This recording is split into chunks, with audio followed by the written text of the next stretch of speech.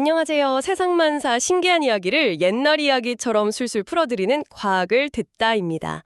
본격적인 이야기를 시작하기 전에 문득 궁금해지네요. 지금 우리 구독자께서는 따뜻한 아랫목에 계신가요? 아니면 볕 좋은 공원 벤치에 계신가요? 전국 팔도 어느 동네에서 이 방송을 듣고 계신지 댓글로 살짝 귀띔해 주시면 제가 그쪽을 향해 더 반갑게 인사를 올리겠습니다. 자, 그럼 오늘 이야기 보따리를 한번 풀어볼까요? 네, 오늘 풀어볼 보따리는 아주 큼지막합니다. 바로 빛에 대한 이야기죠. 아, 빛이요. 손전등 불빛부터 새벽을 여는 아침 햇살까지 정말 우리 곁에 늘 있어서 당연하게만 생각했는데 이게 사실은 수천 년 동안 풀리지 않은 거대한 수수께끼였다면서요. 맞습니다. 아주 오랜 옛날, 지금으로부터 한 2600년 전으로 거슬러 올라가야 해요. 고대 그리스 시절에요. 2600년 전이요. 와, 정말 까마득한 옛날이네요. 네, 그때 탈레스라는 똑똑한 할아버지가 계셨어요. 이분이 세상의 뿌리는 물이다, 이렇게 주장을 하셨죠. 아, 저도 들어본 것 같아요. 만물의 근원은 물이다. 근데 그게 빛이랑 무슨 상관이 있는 건가요? 하하, 직접적인 상관은 없지만요. 이게 중요한 첫걸음이었어요. 세상 모든 일을 그냥 신이 알아서 하시는 일이 아니라 어떤 하나의 이치로 풀어보려고 처음으로 애를 썼다는 점에서 의미가 아주 크죠. 아하, 과학적인 생각의 시작점이었다. 이런 말씀이시군요. 바로 그겁니다. 그리고 조금 뒤에 엠페도클레스라는 분이 나타나서 아주 놀라운 생각을 해요. 세상은 물, 불, 공기, 흙으로 되어 있고 빛도 일종의 알갱이 같은 거라서 우리 눈까지 날아오는데 시간이 걸린다. 이렇게요. 네, 그 옛날에 빛이 날아오는데 시간이 걸린다고 생각했다고요? 정말 시대를 엄청나게 앞서간 분이네요. 그렇죠. 그런데 이 똑똑한 생각이 금방 큰 벽에 부딪힙니다. 바로 아리스토텔레스라는 아주 유명한 학자 때문이었죠. 아, 아리스토텔레스. 이분은 모르는 사람이 없죠. 네, 이분 생각은 좀 달랐어요. 빛은 움직이는 게 아니다. 그냥 신이 세상을 비추는 조명처럼 짠 하고 나타나는 거다. 이렇게 주장했거든요. 짠 하고 나타난다. 그건 무슨 뜻일까요? 예를 들어 어두운 방에서 호롱불을 탁 켜면 방 구석구석까지 순식간에 환해지잖아요. 아, 네네. 그렇죠. 가로 환해지죠. 그것처럼 빛은 속도라는 게 없이 그냥 한 번에 나타나는 현상이라고 본 거예요. 워낙 이분의 명성이 대단해서 이 생각이 무려 1000년 넘게 진리로 굳어집니다. 1000년이나요.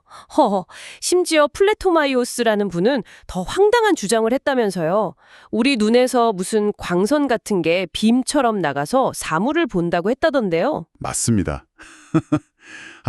지금 들으면 정말 웃음이 나는 이야기죠. 눈을 뜨자마자 저 멀리 있는 별이 바로 보이는 이유는 내 눈에서 나간 빛의 속도가 무한히 빠르기 때문이다. 이렇게 믿었던 거예요. 아니, 정말 그런 착각이 또 1000년 넘게 진리로 여겨졌다니 참 놀랍네요.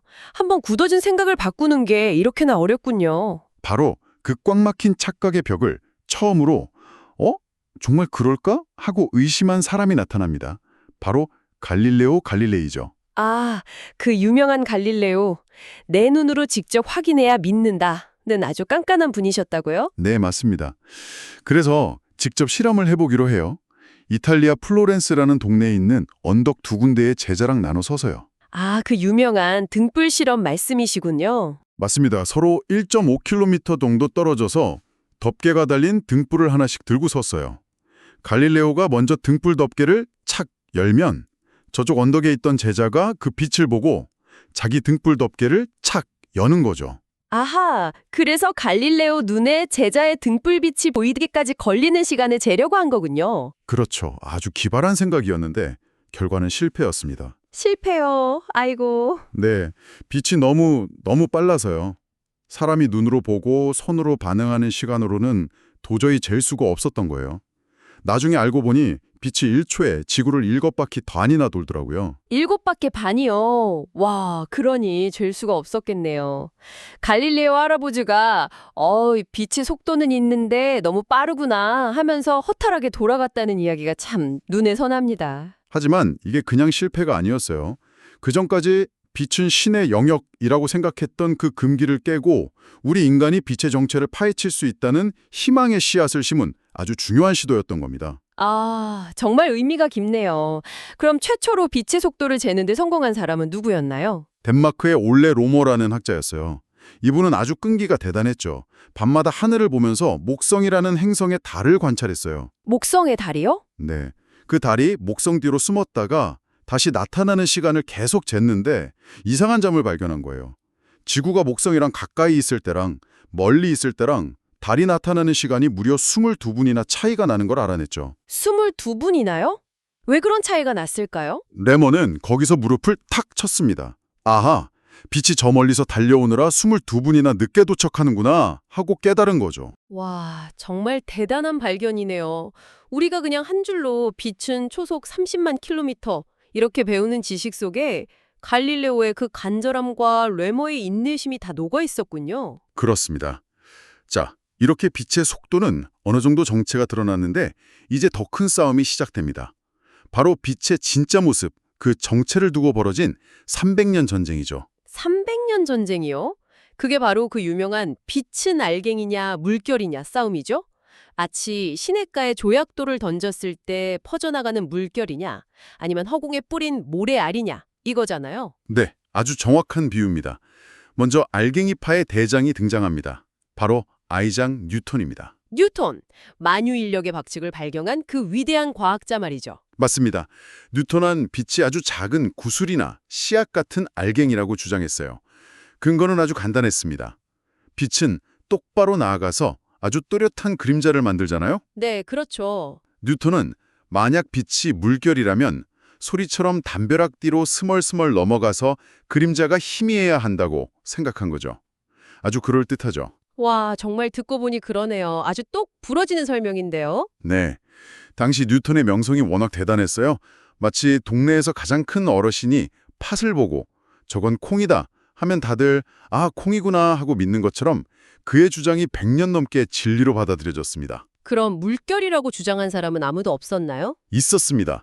하위연스라는 학자가 외롭게 아니다, 빛은 물결이다 라고 주장했죠. 빛이 거울에 반사되는 모습이 단단한 공이 튀는 것보다는 파도가 바위에 부딪혀 되돌아가는 모습과 더 비슷하다고 설명했지만 뉴턴의 명성에 가려 아무도 귀 기울여주지 않았어요. 아이고, 정말 외로우셨겠네요. 그럼 이 전쟁의 판도는 어떻게 바뀌나요? 1000년이 지나서 이 판을 완전히 뒤집어버리는 천재 의사가 나타납니다. 토마스 영이라는 분이죠. 의사요? 과학자가 아니고요. 네, 직업은 의사였지만 과학에도 아주 뛰어났어요. 이분이 아주 유명한 이중 슬릿 실험이라는 걸 합니다. 이중 슬릿 실험, 말이 좀 어려운데요? 아주 쉽습니다. 우리 옛날 창호지문을 한번 떠올려 보세요. 네, 창호지문이요. 그 문에 바늘로 구멍을 2개 뽕뽕 뚫고 그 뒤에서 햇빛을 싹 비추는 거예요. 아하, 네, 상상이 되네요. 자, 만약 뉴턴 말대로 빛이 알갱이라면 벽에는 어떻게 보여야 할까요? 당연히 구멍 모양대로 밝은 점 2개만 딱 생겨야겠죠? 그렇죠. 그런데 실제 결과는 모두의 예상을 완전히 엎었습니다. 벽에 밝고 어두운 줄무늬가 멍석무늬처럼 여러 개가 쫙 나타난 거예요. 네, 줄무늬가 여러 개요? 아니, 구멍은 2개인데 왜 그렇게 보이죠? 바로 빛이 물결처럼 서로 어우러졌기 때문입니다.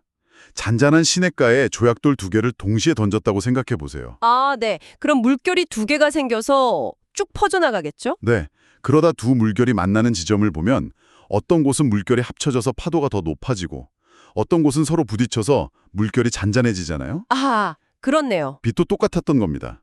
두 구멍을 빠져나온 빛의 물결이 서로 만나서 더 밝아지는 곳, 밝은 무늬와 서로 상쇄돼서 어두워지는 곳, 어두운 무늬를 만든 거죠. 이건 빛이 물결이라는 빼도 박도 못하는 증거였어요. 와, 정말 대단한 발견이네요. 그럼 다들 토마스 영을 칭찬했겠어요? 아니요. 오히려 영국 과학계는 팔칵 뒤집혔습니다. 감히 우리 영국의 위대한 영웅 뉴턴 할아버지의 말씀을 부정했다고요? 그래서 토마스 영을 비난하고 외면했죠. 세상에, 맞는 말을 했는데도요? 네. 그러다 결국 맥스웰이라는 학자가 나타나서 수학으로 완벽하게 증명해냅니다. 빛은 눈에 보이지 않는 미세한 전기와 자기의 떨림, 즉 전자기파라는 파동의 한 종류라고요. 이걸로 300년 전쟁은 물결파의 승리로 끝나는 듯했습니다. 듯했다고요? 또 다른 반전이 있나요? 네, 20세기에 들어서 바로 그 유명한 아인슈타인이 나타나 폭탄 선언을 한 겁니다. 아니요, 빛은 알갱이 성질도 가지고 있습니다. 하고요. 아니, 이겼다 싶었는데 다시 원점이라뇨? 그럼 대체 빛은 뭐라는 겁니까? 알갱이예요? 물결이에요? 정답은 둘 다입니다. 네, 둘 다요? 네. 빛은 상황에 따라서 알갱이가 되기도 하고 물결이 되기도 하는 아주 도깨비 같은 성질을 가졌어요. 이걸 어려운 말로 이중성이라고 부릅니다. 이중성. 참 신기하네요. 꼭 우리 인생 선배님들 모습 같아요. 손주한테는 한없이 자상한 할아버지셨다가도 자식들한테는 엄한 아버지이신 것처럼요. 정말 딱 맞는 비유입니다. 바로 그게 빛의 모습입니다.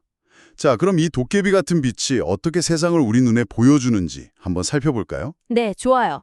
우리가 본다는 건 대체 어떤 원리인가요? 이걸 당구 게임에 비유하면 아주 쉬워요. 태양이 큐대고요. 태양이 쏜 빛이 당구공입니다. 아, 휴대와 당구공이요? 네, 이 당구공, 빛이 저기 있는 꽃병, 목표물에 땅 하고 부딪혀서 튕겨나온 다음에 우리 눈이라는 구멍, 포켓으로 쏙 들어오는 과정. 그게 바로 보는 겁니다. 와, 귀에 쏙쏙 들어오네요. 그럼 검은 옷은 위 까맣게 보이고 하얀 옷은 하얗게 보이는 건가요? 좋은 질문입니다.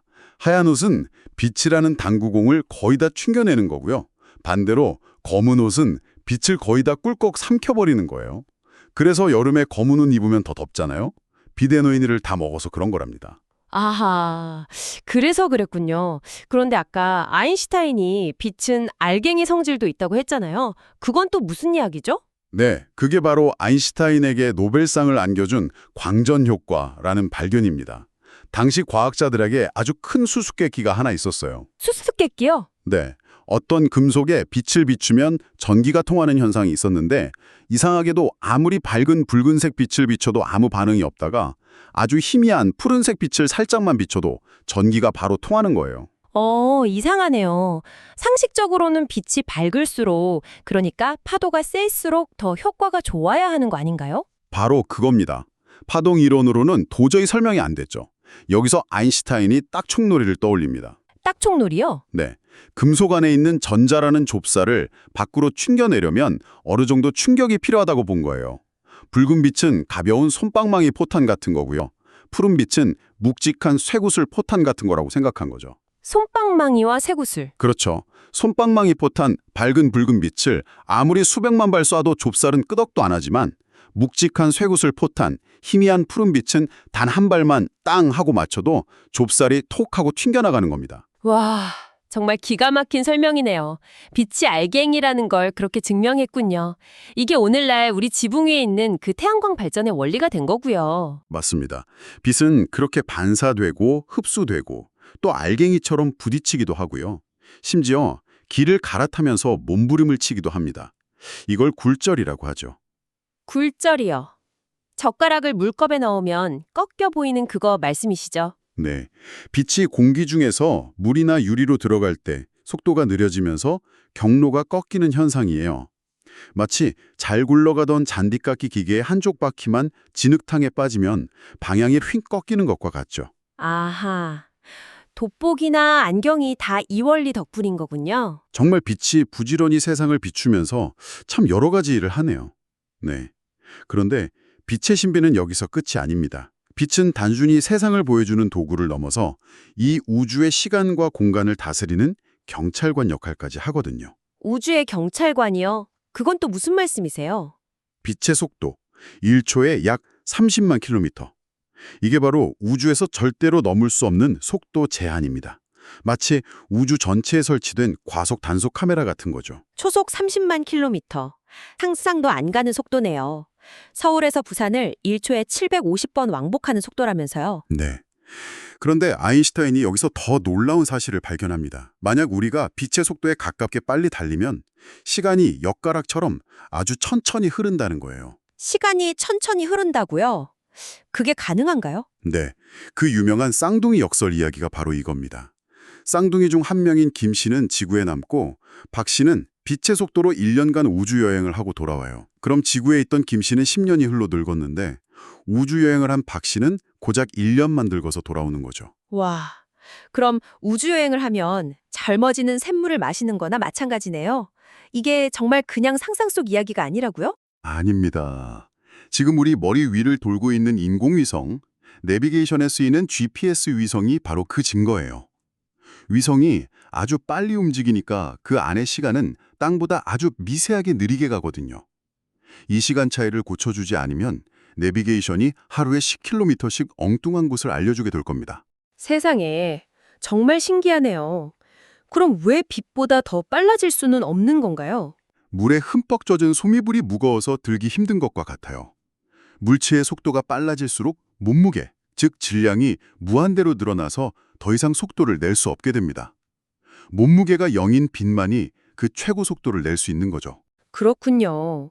그런데 그렇게 똑바로만 가는 줄 알았던 빛이 휘어지기도 한다면서요? 네, 맞습니다.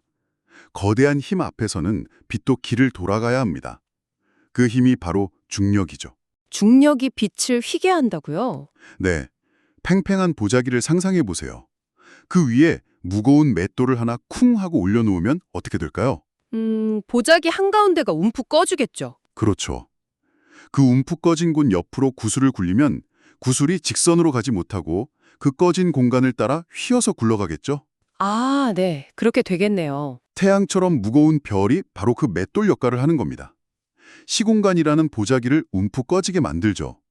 그래서 그 옆을 지나가는 별빛도 그 휘어진 공간을 따라 휘어서 우리 눈에 도착하는 거예요. 와, 정말 상상도 못했던 이야기입니다. 1919년에 에딩턴이라는 분이 개기일식 때 이걸 사진으로 찍어서 증명했다면서요. 온 세상 신문 일면에 빛도 휘어진다 하고 대서특필이 됐다고요. 네, 빛은 더 이상 단순한 빛이 아니었던 거죠. 이 우주의 시간과 공간을 엮는 거대한 실타래와도 같은 존재였던 겁니다. 이렇게 과학 얘기를 쭉 듣고 보니 이게 꼭 우리 인생 이야기 같다는 생각도 드네요. 어떤 점에서 그렇게 느끼셨나요? 밤하늘을 보면 별이 반짝이잖아요. 그 별빛이 사실은 수십 년, 수백 년 전에 출만해서 이제 막 우리 눈에 도착한 과거에서 온 편지라고 하더라고요. 맞습니다. 우리는 별빛을 보면서 우주의 오래된 안부 인사를 받는 셈이죠. 마치 옛날 앨범을 들춰보는 것처럼요. 그리고 더 신기한 건 우리 몸을 이루는 피 속의 철분이나 뼈의 칼슘 같은 것들이 수십억 년 전 어느 거대한 별이 폭발하면서 만든 파편에서 온 거라면서요. 네, 그렇습니다. 우리는 모두 별의 자손입니다. 지금 이 방송을 듣고 계신 우리 구독자님 한 분 한 분이 그 자체로 움직이는 작은 우주인 셈이죠. 정말 경이롭네요. 아까 빛이 알갱이도 되고 물결도 된다는 이중성 이야기도 참 마음에 와닿았어요. 우리 어르신들이 살아오신 인생이 꼭 그랬잖아요. 때로는 단단한 알갱이처럼 원칙을 지키고 때로는 부드러운 물결처럼 자식들을 품어주셨으니까요. 삶의 지혜가 바로 그 빛의 이중성에 있었던 것 같아요. 정말 좋은 통찰입니다. 삶의 유연함이죠. 빛이 남기는 지혜는 또 있습니다. 어떤 지혜인가요? 많은 어르신들이 인생이 빛처럼 빨리 지나갔다며 아쉬워하시곤 합니다. 하지만 빛은요, 그냥 휙 지나가기만 하는 게 아닙니다. 아, 빛이 지나간 자리에는 반드시 흔적과 따뜻한 온기가 남습니다. 우리 어르신들이 살아오신 그 귀한 시간 역시 그냥 사라진 게 아닙니다. 자식들과 세상 곳곳에 따뜻한 빛으로 스며들어서 여전히 세상을 밝히고 있는 겁니다. 아, 정말 감동적인 말씀입니다. 빛이 남긴 온기라니. 오늘 정말 많은 것을 배우고 느낍니다. 네, 빛의 이야기는 곧 우주의 역사이자 우리 모두의 이야기이기도 합니다. 평소에 뉴스나 신문을 보시다가 이건 도대체 무슨 원리일까 하고 궁금했던 게 있다면 주저 말고 아들, 딸에게 말하듯 댓글로 적어주십시오. 제가 돋보기 쓰고 꼼꼼히 읽어보겠습니다. 그리고 화면에 있는 엄지척, 좋아요와 구독 버튼을 꼭 눌러주시면 다음번에도 제가 길 잃지 않고 구독자 태그로 바로 찾아올 수 있답니다. 저희에게 정말 큰 힘이 됩니다. 지금까지 과학을 듣다였습니다. 늘 건강하십시오.